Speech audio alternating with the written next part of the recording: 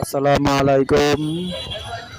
Dhaka trade সেন্টারের পঞ্চম তলায় শীতের মাল পাইকারি বেচাকেনা শুরু হয়ে গেছে ইনশাল্লাহ।